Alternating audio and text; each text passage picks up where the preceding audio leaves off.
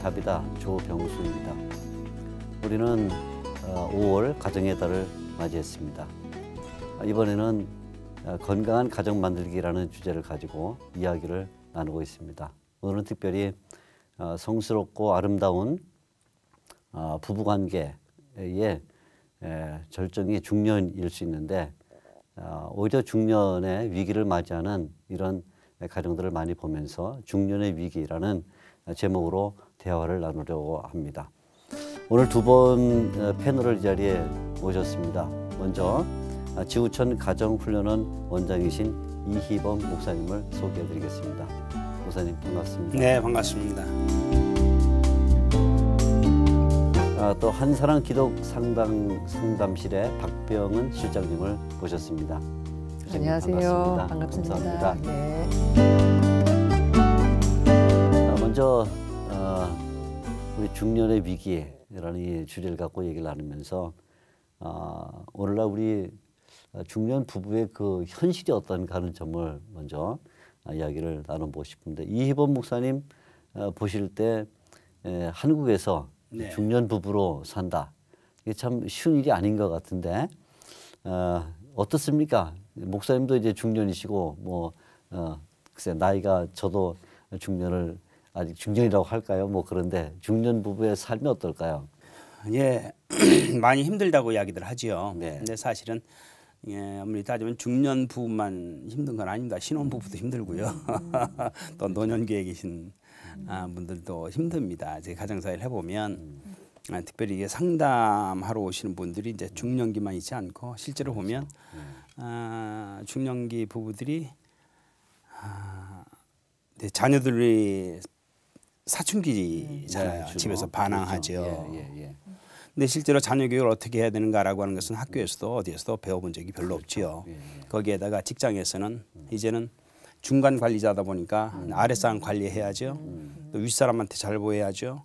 그러니까 또 성공해야 되고 출세해야 되고 이런 목표에서 오는 과정은 업무 또 긴박 아마 이런 것들이 아마 중년 시대를 살아가는 남편들의 어떤 그 무거운 짐이고 또 아내들은 아내대로 요즘은 뭐 이제 우리나라가 경제 대국이라는 말을 들을 만큼 이제는 정말 전후 30년 후에 우리나라가 이제 잘 사는 나라가 된 것은 사실인데 그래서 하루 세 끼 밥 먹는 건 이제 해결이 돼서 이제는 뭐 많은 나라가 우리나라를 정말 부러워할 만큼 그런데 그것을 우리나라가 또 자랑하기도 하지만 그런데 이 가정은 우리가 지금 실제로 우리나라 국민 자살률이 세계 제일인 걸 다 알고 그렇죠. 있지 않습니까?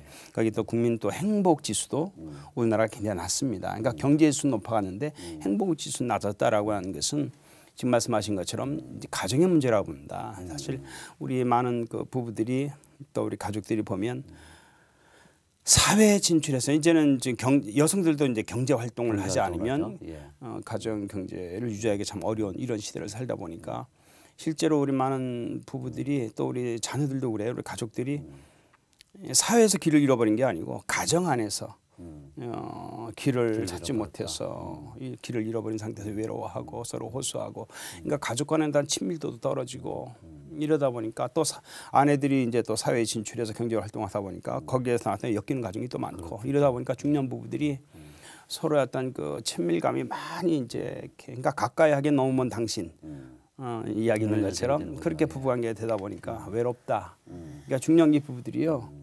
또 이제 과중한 업무, 또 일중독, 뭐 기타 등등. 또 우리 남편들 같은 경우는 또 그런 스트레스를 가정에서 살아가는 아내나 또 자녀들과 친밀한 관계 대화나 이런 것을 통해서 이렇게 풀어갈 이런 학습이나 교육이 전혀 돼 있지 않다 보니까 그렇죠. 또 우리나라 사회의 어떤 그 스트레스를 해소하는 그 놀이 문화가 우리가 알고 있는 것처럼 굉장히 부정적이잖아요. 그렇죠. 그러다 보니까 가정은 계속해서 이렇게 참 이렇게 수렁으로 빠져드는 거기서 안정을 찾지 못하고 행복감을 느끼지 못하니까 그러니까 중년 부부의 위기 저는 다른 것보다도 가정의 위기가 바로 중년 부부의 위기를 부르고 있지 않나라는 그렇죠. 생각을 해봅니다. 중년이라면 뭐 경제 생활도 책임지고 있겠고 예. 남편이든 아내든 또 자녀들이 10대에서 20대 정도 들어와 있겠고 또 본인들도 여전히 경쟁 사회에서 경쟁을 해야 되겠고 또 부부가 서로 만날 수 있는 기회가 사실 또 나진 않을 때 많지 않으니까 간격은 손해주고 아마 다양한 문제가 뭐 자녀 문제, 경쟁 문제, 본인들의 신체 변화 문제라든가 이런 것들이 중년 부부의 위기를 재촉하지 않겠나 이런 생각이 드네요. 예, 맞습니다. 우리 박 실장님께서는 이제 오늘날 우리 중년 부부도 적지 않게 이혼율이 높아지고 있는데 중년 부부의 이혼율이 높아지는 이유도 같은 맥락에서 볼 수 있겠죠? 네, 당연하죠. 한번 설명을 좀 해주시겠습니까? 여자들이 남편만을 의존하고 살아야 하는 때하고는 다르게 네네. 자기 실현의 장이 좀 많아졌고 경제적인 능력도 늘어났고 그런 데서부터 그건 사실은 좋은 일인데 네. 다 양면이 있는 거죠. 그렇죠. 힘이 생기면 이제 더 이상 의존하지 않아도 그렇죠. 되니까 자기 스스로 갈라지는 것을 선택할 수 있는 일이 생기는 거고요. 그러니까 감정적으로 얘기하면 하여튼 결혼 생활이 너무 지루하다, 지겹다, 피곤하다, 억울하다 뭐 이러면 거기서 이제 얘기들이 그렇죠. 나올 거잖아요. 잘 살게 돼서 지루해지고 또는 이제 못 사니까 또 지겨워지고 그러면서 서로 이런 감정적으로 해결되지 않는 문제들이 엉키겠죠. 그런데 제 생각에는 전에보다 경쟁적이고 이기적이어서 참고 견디는 힘이 많이 없어졌다라고 저는 봐요. 인내심이 떨어졌군요. 네, 네. 예. 여기 이제 우리가 중년 부부 위기 얘기를 하면서 뭐 다양한 이제 경제 또 사회 이런 변수들을 얘기하지만 아마 부부 사이에 일어나는 관계의 단절 이것이 이제 또 뭐 이혼율을 급증시키는 이유가 될 텐데 후에 조금 더 부부의 성관계를 얘기를 하겠지만 이런 성적 불만 이런 것들도 이혼율의 한 동인이 되겠죠. 당연하죠. 네. 자 그러면 이제 우리가 중년 일단 이야기를 시작해놓고 좀 정의를 내려야 돼서 이상하긴 됐지만 중년의 특징, 중년이 이제 대략 나이가 어느 정도까지가 중년이냐 하는 것과 또 중년의 특징은 뭘까요? 우리 이보 목사님 말씀해 주시죠. 현재는 이제 아무튼 우리 수명이 길어지다 보니까 실제 장년기를 65세까지 네. 지금 보고 있습니다. 그러니까 옛날에는 60세만 해도 환갑이면 그렇죠. 오래 살았다라고 환갑이었죠. 했는데 네. 지금은 이제 65세가 돼도 나 아직 청년이야 하는 분들이 참 많거든요. 근데 그러니까 사실 중년기는 이제는 굉장히 폭이 넓어지고 길어졌다라고 보죠. 근데 그 중년기에는 이제 저도 이제 중년기에 남편이고 이제 가장이고 남편이지만 근데 남성의 그 신체적인 이제 변화가 이때 아무래도 그 남성의 그 호르몬이 이게 적어지다 보니까 신체적으로 저 같은 경우도 지금은 이제 안경 안 쓰고 있습니다만 뭘 좀 보려고 그러면 안경을 써야 돼요. 그렇죠. 왜 이제 시력이 감퇴되죠. 그렇죠. 거기에다가 또 청력도 나빠지죠. 그렇죠. 거기에다가 또 이제 메타포스 신드롬이라고 해서 남성의 갱년기에는 또 이때는 어깨를 짓누른 이 중압감이 굉장히 많습니다. 근데 직장이나 사회에서 성공과 칠수해야죠. 그런 욕구 때문에 아니라 김밥값 때문에 살고 있기 때문에 그래서 중년기에 많은 남성들이 우리 상담소에 와서 이제 상담할 때도 하는 이야기가 우울증을 실제로 우울증하면 대개 여성의 질병이다 이렇게 생각하는데 그렇지 않습니다. 많은 중년기의 남성이 압박을 받다 보면 우울증에 시달리는 그 우울증을 호소하는 죽고 싶다. 이런 남성들 의외로 많습니다. 근데 그렇죠. 남성들의 그 자존심 때문에 네네네. 드러내지 못하고 못하는 거죠. 결국은 이렇게 견디다 못해서 상담실을 이제 놓고 하는 남성들이 일반적으로 아는 것보다는 상당히 많습니다.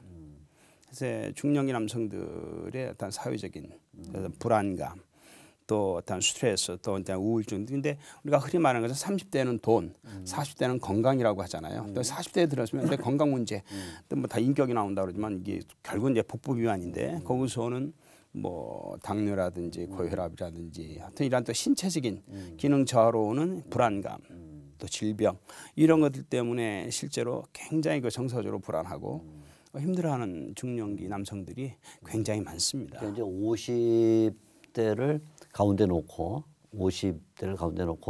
조금 젊으면 40대도 이제 중년에 들어갈 수 있겠고 이제 50대를 넘어서서 60대까지 이제 중년이라 이렇게 본다면 그때 당연히 뭐 여러 가지 신체 변화가 일어나는데 뭐 노안이 오기 시작하고 또 피부에 이제 뭐 주름이나 검버섯이나 이런 것들이 생기면서 자기 외모가 이제 좀 실망스러워진다. 않죠. 그렇죠. 그럼요. 추해진다. 뭐 이런 네. 어떤 말하자면 어떤 심적 절망감도 올 수 있고 그러면서 사회적으로는 아직 이제 더 올라갈 길이 있다고 생각하지만 사실은 길이 막혀 있는 이런 이제 스트레스가 있겠고 아마 이런 것들이 다 중년의 특징이라고 남성들의 중년의 특징이라고 보는데 남편들은 일로서 이제 남자들은 일로서 자기 정체성을 찾으니까요. 그렇죠. 예.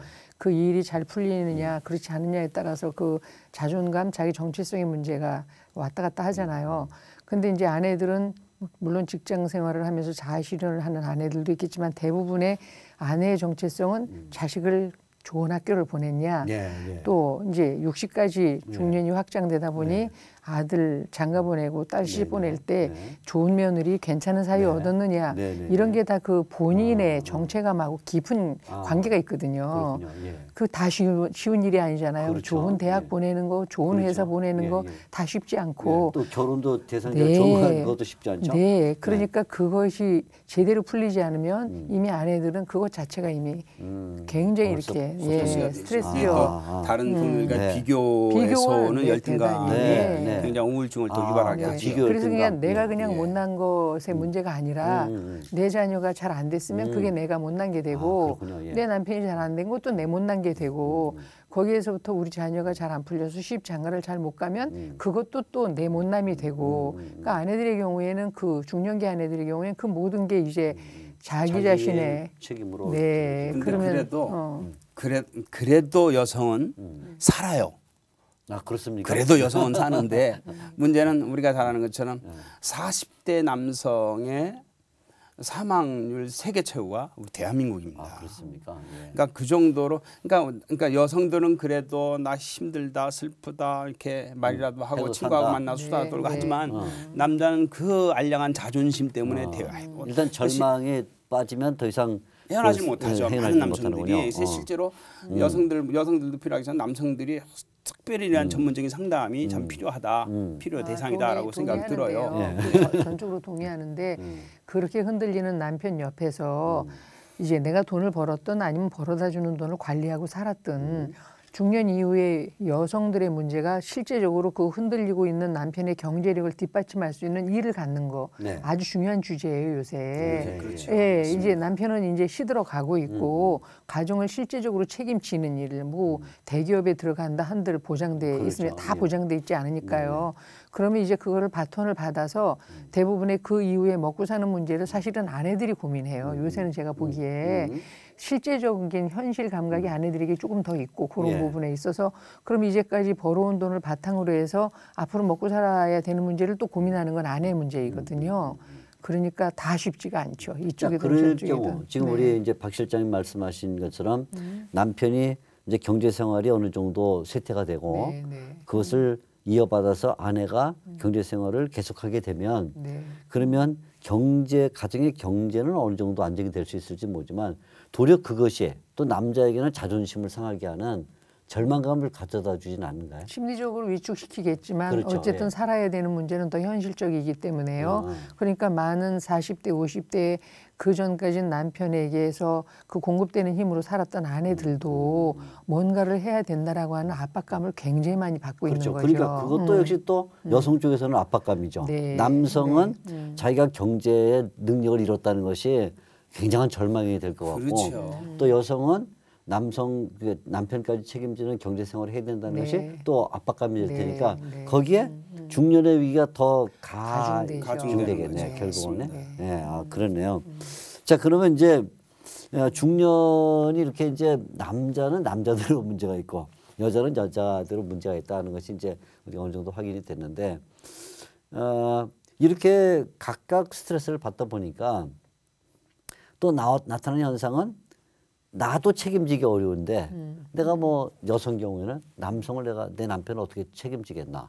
또 거꾸로 남자도 자기 절망 가운데 빠져 있는데 절망감 속에서 자기도 헤어나지 못하면서 내가 내 아내를 어떻게 책임지나 이런 남자는 여자에 대하여 아내에 대하여 점점 관심이 떨어지고 또 반대 현상도 나타나겠죠. 서로에게 실망하는 거죠. 실망하게 되는 거죠. 부담스러워하고요. 그렇죠. 그러니까 결국은 배우자가 어떤 신체 변화가 있거나 어떤 사회의 변화가 있어도 거기에 대해서 감정이 상당히 떨어지겠다 이렇게 당연하죠. 생각이 드네요. 네. 아까 이혼이 그런 데서 이제 이혼이. 시작이 될 수 있는 거죠. 예. 참고 견뎠다가 어느 시점에 더 이상 나 자신도 버틸 힘이 없는데 상대와 더불어 가정을 책임져야 되는 중심에 내가 가버리게 되면 이제 이건 탈출하지 않으면 안 되겠다라는 압박감이 올 수 있는 거고 그런 측면에서 이제 뭐 황혼 이혼이라고 얘기하지만 그 황혼이 노인기지만 사실은 중년부터 이미 다 그런 상황이 이제 깔려 있는 거죠.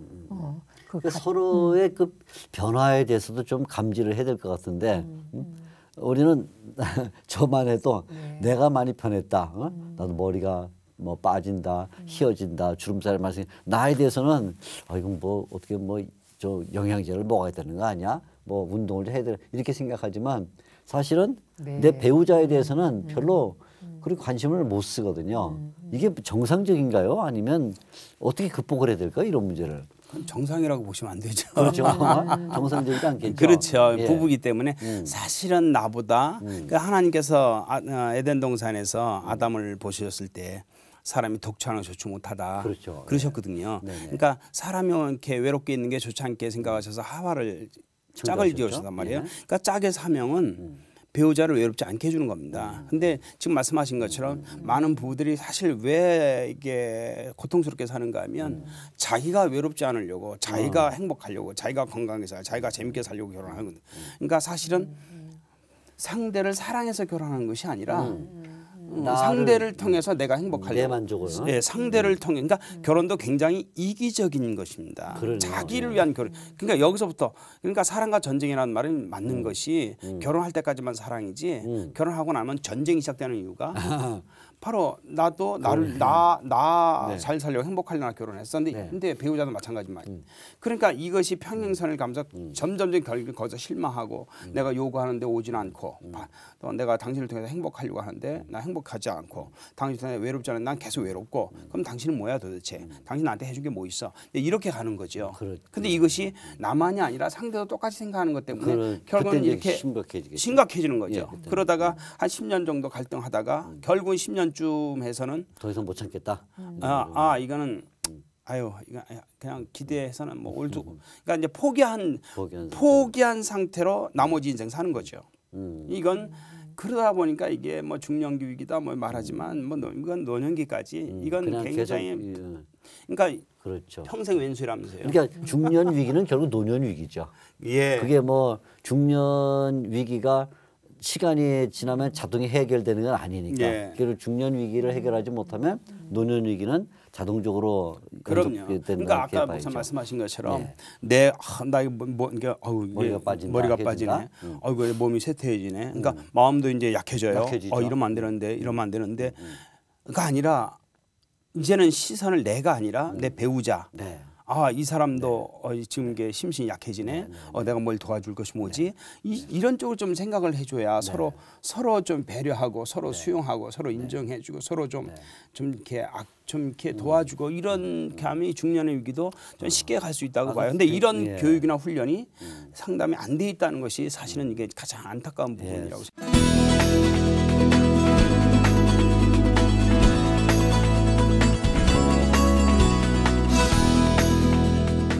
우리가 여기서 벌써 그 중년 위기를 해결하는 중요한 실마리를 하나 얻었는데 결국은 중년에 있는 부부들이 자기에 대한 관심보다 상대방의 그러니까 배우자죠. 배우자의 변화에 대해서도 관심을 가지는 것이 좋겠다. 사실은 이제 사도 바울이 그 고린도전서 7장에 보면 중요한 말씀을 하나 했는데 남편이 자기 몸을 주장하지 못하고 아내가 하며 또 반대도 이제 그렇게 말했을 때 뭐 성경학자들이 해석은 다양하게 하지만 그러나 그 중에 가장 그 힘 있는 해석은 결국 남편이 아내를 돌보는 거다. 나를 내 몸에 관심 갖는 게 아니고 내 아내에 대해서 아내는 자기 몸에 관심 갖는 게 아니라 남편의 몸에 대해서 관심을 가져라. 이런 해석이 상당히 주장이 강하거든요. 맞습니다. 부부관계조차도 그러니까 섹스조차도 나의 기쁨이 아닌 배우자의 기쁨을 위해서 나를 내어주라는 거거든요. 그렇죠. 그러니까 내어주는 게 너는 기쁘고 나는 안 기쁘다 그게 아니고 배우자를 기쁘게 하면서 그 기쁘게 한 기쁨이 또 내 안의 기쁨으로 되돌아와서 그 상승 효과로 서로가 함께 기뻐지는 그게 지금 고린도전서 7장에 바울이 이야기하는 내 부부관계의 이야기인 거죠. 그걸 바탕으로 얘기하자면 다 똑같은 그런 맥락으로 내 배우자를 기쁘게 할 것이 무엇인가를 우린 자꾸 생각해야 되는데 이제 이기성인 거죠. 내 필요, 내 안일, 내 쾌락 여기에 머물러 있을수록 그 부부관계가 이제 험난해지겠죠. 그러니까 이기적이냐 이타적이냐의 차이 이게 결국 하늘과 땅 차이인데 근데 이기적이면서 사랑한대요. 이것만큼 거짓이 없거든요. 근데 지금 말씀하신 것처럼 그러니까 남편이 아내 건강 염려해주고 아내는 남편 건강 이게 아가페 사랑이에요. 아가페 사랑은 결국은 나를 희생하고 상대를 위한 것이 아가페 사랑. 그렇죠.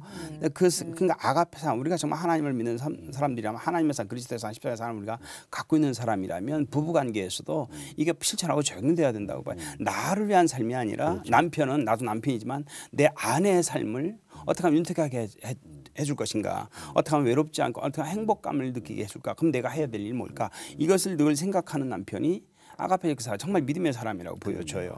마찬가지죠 아내들도. 그렇게 되면 이 중년의 위기뿐만이 아니라 노년대까지 정말 부부가 서로 의지하고 그렇게 나가지 않을까. 근데 실제로 우리 중년의 위기 가운데 또 하나가 뭔가 하면 물론 이제 부부관계가 좋으면 괜찮은데 부부관계가 나쁜 아내일수록 보면 남편이 내 남자가 아니거든요. 그러니까 남자가 없다 보니까 이제 자기 남자 하나 만드는데 그게 이제 또 아들이란 말이에요. 그러니까 자녀하고 밀착돼 가지고 남편을 외롭게 하는. 네, 실제로 남편이 그러니까 남편이 집에 들어가면 외로우니까 그 외로움 달래려고 다른 데 가서 그렇죠. 술을 마시거나 뭐 오락실에 가거나 또 뭐 외도하거나 이렇게 그렇죠. 이런 것들이 또 가정을 와해시키고 파괴시키는 또 이유가 되는 근간도 우리 사회는 이런 문화가 많지요. 그러네요. 지금 우리 실장님께서 얘기 말미에 이제 결국은 부부관계에서 서로 몸을 돌봐주라 하는 말에는 이제 부부의 성관계도 들어있다 이렇게 얘기를 하셨으니까 조금 얘기를 풀어가 보면 사실 우리가 뭐 그런 저도 이제 어디 뭐 그 결혼지식에 참석을 했다가 어떤 주례자가 재밌게 얘기를 하는 걸 듣고는 그냥 한번 박장대소를 했는데 뭐 20대는 이렇게 포개 자고 30대는 마주보고 자고 40대는 그냥 천장 쳐다보고 나란히 자고 뭐 그때 50대는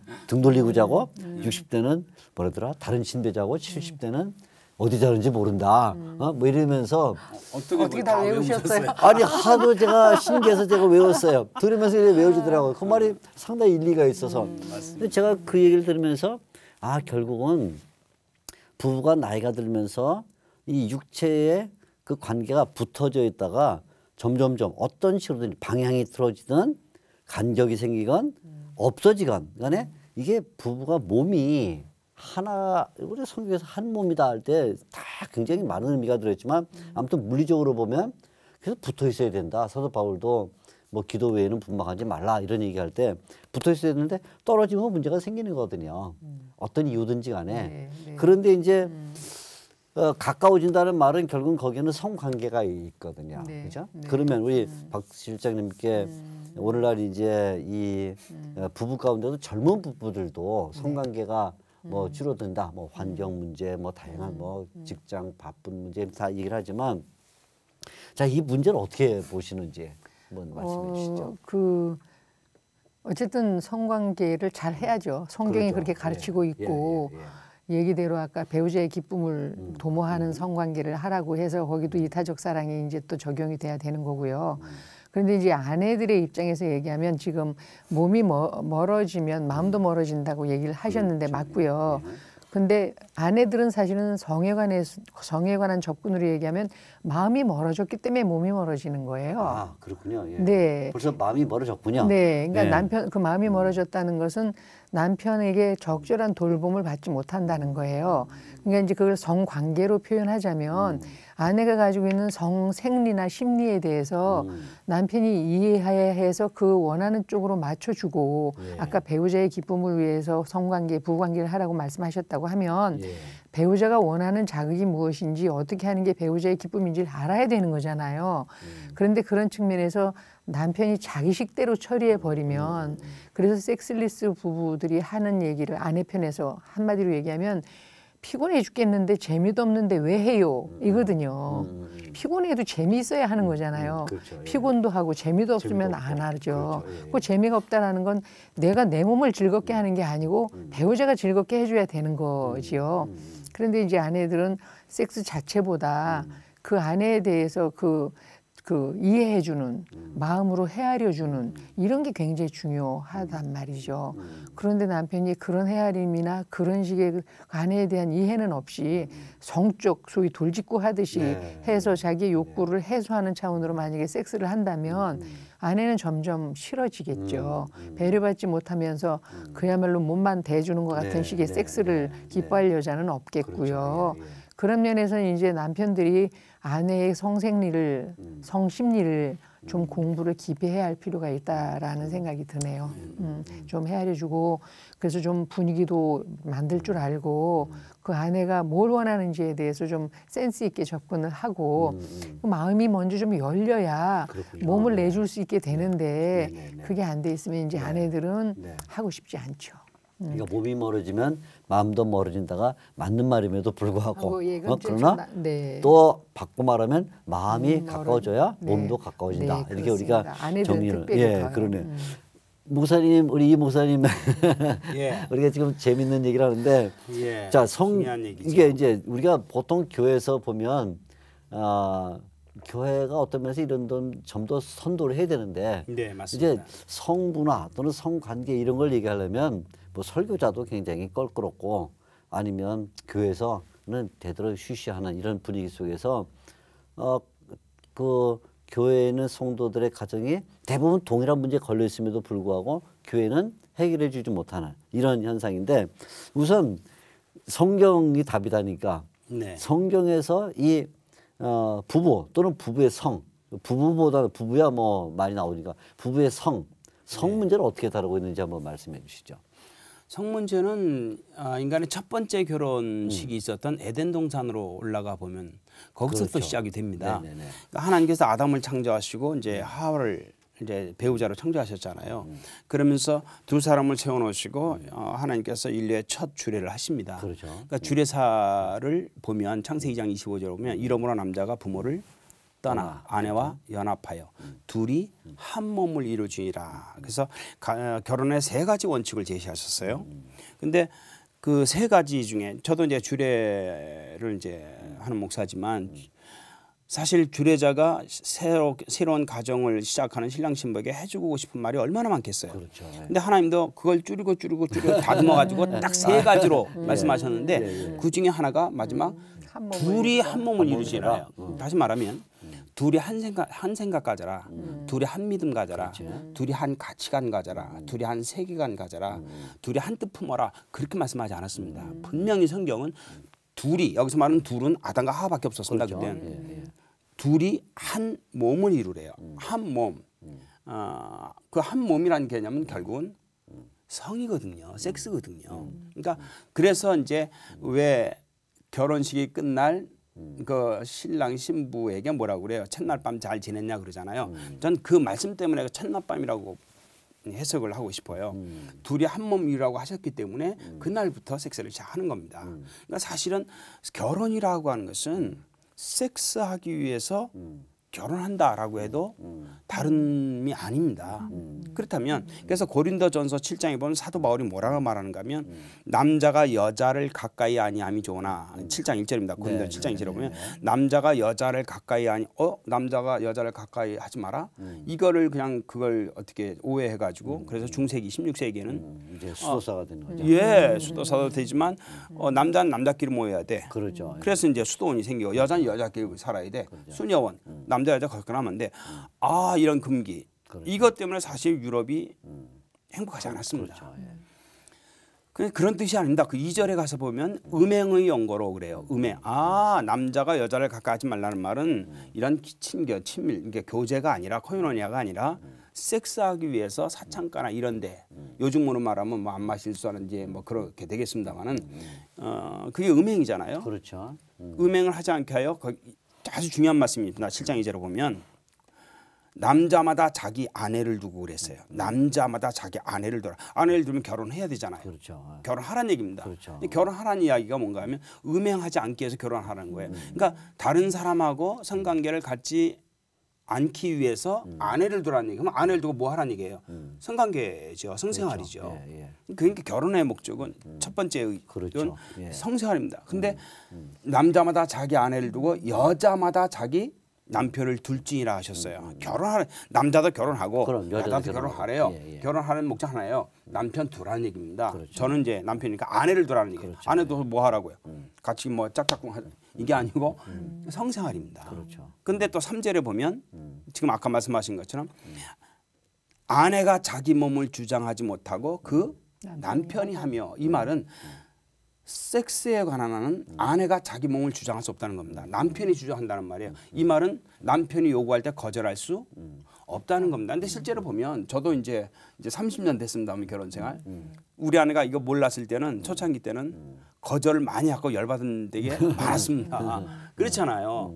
그럴 수 있죠. 예. 근데 성경 말하기를 아내가 자기 몸을 주장하지 못하고 남편이 한다. 근데 그것을 또 4절 가서 보니까 의무를 다하래요. 성적인 의무. 예, 의무. 남편은 그 아내에 대한 의무를 다하고. 거기서 말하는 의무는 횟수가 아니라 남편이 요구할 때 거절할 수 없고. 근데 또 4절에 뭐라고 되는가 하면 남편도 이와 같이 자기 몸을 주장하지 못하고 그 그렇죠. 아내가 하며. 그렇죠. 네. 아내 보고 성경은 그 2000년 전 말씀인데 남편 몸을 주장하라는 겁니다. 그렇죠. 주장하라는 얘기는 요구하라는 얘기인데 근데 우리나라 많은 아내들이 요구하지 않는 거죠. 근데 여기서 더 한 가지 더 심각한 문제가 뭔가 하면 예를 들어서 이제 하나 상담사를 얘기해 보면 장로님도 남자잖아요. 저는 이게 생각이 있어서 이렇게 아내 뭐 이렇게 사인을 이렇게 더듬었더니 권사님이잖아요, 아내가. 뒷발질 탁 하면서 이거 하면 새벽기도 못 가. 그랬대요. 그러니까 이거 하면 새벽기도 못 가라고 하는 그 말에는 어떤 메시지가 있는가 하면 새벽기도 가는 건 영적인 일이고 거룩한 일이고 신령한 일. 지금 남편하고 이렇게 사랑하는 일은 이건 육체적인 일이고 세속적인 일이고 쾌락적인 일이고 이건 영적인 것이 아니야라고 하는 이중 구조가 그렇죠. 있는 거죠. 그렇죠. 이중 구조가 있는 거죠. 그러니까 이것은 내가 말씀하신 것처럼 한국 교회가 가리키지 않았습니다, 성을. 근데 그렇죠. 제가 이제 목사님들 모임에서도 이제 성세미나 할 때 제가 이제 묻는 질문 가운데 하나가 성은 누가 창조하셨습니까? 합니다. 그럼 다 뭐라고 말씀하시는가 하면 하나님이요 그래요. 그럼 성은 어디서 가르쳐야 됩니까? 그러면 학교요. 가정요. 아니에요.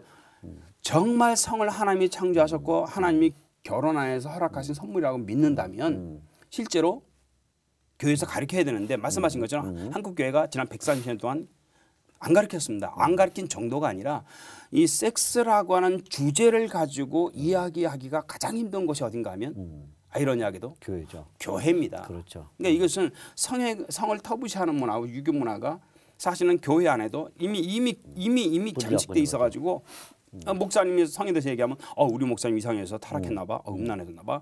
이런 오해를 받을 거에 대한 두려움 때문에 목사님도 감히 성을 가르치지 못하고 그렇죠. 성은 하나님이 창조하셨는데 에덴 동산에서 아담과 하와가 둘이 한 몸이라고 분명히 말씀하셨는데도 불구하고 여기에 대해서 노 터치. 그러니까 성도들이 성적인 문제가 되면 교회에서 해결되는 게 아니라 교회 밖에 나가서. 그렇죠. 그러니까 그 좋지 않은 방법을 그것도 전문가가 있는 상담소를 가면 또 괜찮은데 그나마 다행이죠. 이건 자기 술 친구들, 뭐 그렇죠. 직장 동료들 사실 그분이 그분이거든요. 그래서 뭘 얻겠어요. 그렇죠. 다 뭐 비슷한 문제 걸리는 사람들이. 그러니까 이 문제가 해결이 안 되고 계속 굶어가지고 결국은 못 살겠다. 이혼하자.